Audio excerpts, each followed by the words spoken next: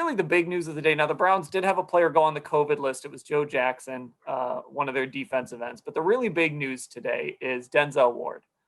We find out that Kevin Stefanski told us there was a calf injury. It didn't sound great when he was talking about it. And now we find out today that the Browns are going to be without Denzel Ward for a little while here. Mary Kay, you kind of laid it out. It's similar to what Wyatt Teller went through. And Teller missed, when you include the bye, he missed 4 weeks. And, this is even a little more concerning, though, because, as much as Wyatt Teller pulls and moves and all of that, he's not doing the stuff Denzel Ward is doing out on the field. So, this is a little concerning.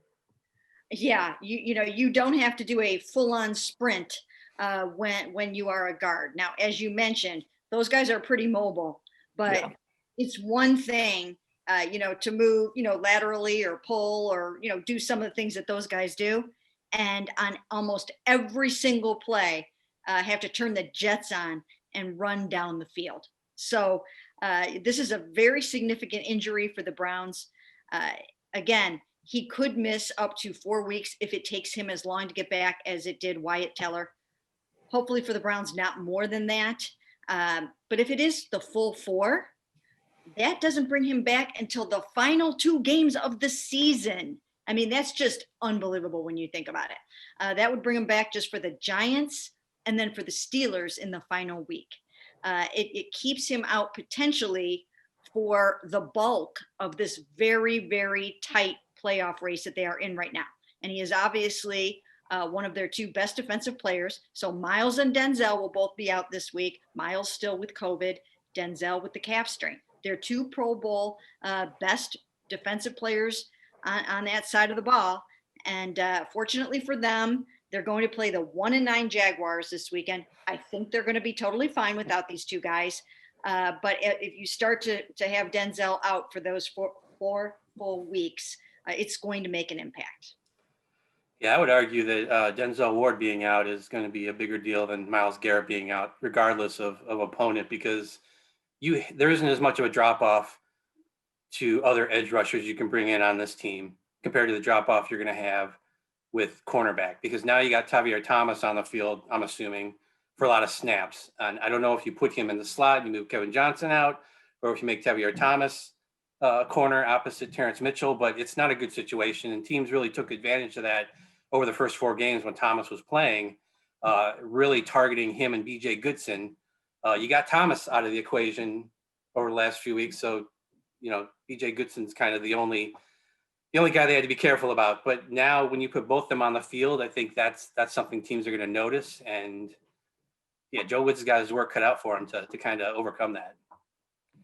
Yeah, and Mary Kay, like you mentioned, I don't know if it's going to be a big issue this week. We don't even know who's going to play quarterback for the Jaguars. And I don't know if you're really scared of any of those guys to begin with. But it is a little concerning when you're looking at A.J. Brown in a couple weeks. And you're looking at, I know Baltimore's passing game hasn't been great recently, but you are still looking at like Hollywood Brown. And you want your athletes on the field when you're going against Lamar Jackson. So some of these matchups, and you know what? You want to make life harder on Daniel Jones. You don't want him to have easy throws. You want him to have to throw the ball to Denzel Ward. So there's little matchups here and there that you're really going to miss him in. Yeah, absolutely. My goodness, you take a Denzel Ward off the field, and as you mentioned, AJ Brown having a really nice season. He's got, AJ Brown, not there's AJ Green, AJ Brown. A lot of AJs. But he's got 540 some yards receiving already. I think he has maybe 7 touchdown catches for the Titans. That's certainly not a player that you want to go against without your best shutdown cornerback.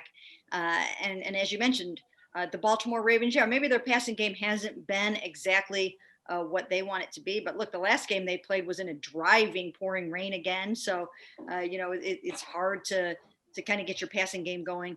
But they can pass the ball. Lamar Jackson has an arm, and they can pass. You do not want to be without Denzel for that game.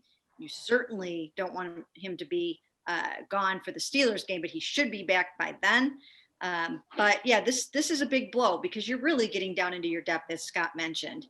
And, it really is just one more unfortunate situation for a secondary that has just gotten beat up this year, starting all the way back to Grant Delpit, ruptured Achilles, Greedy Williams, their other starting cornerback, out with a shoulder injury, Kevin Johnson, lacerated liver. He's back now, but I mean, it's just been one thing after another for these guys. So yeah, this is a tremendous, tremendous blow. Oh, and then also, not to mention, Ronnie Harrison this week also suffered a knee injury. So did Sheldrick Redwine. So they're kind of hurting at the safety position too.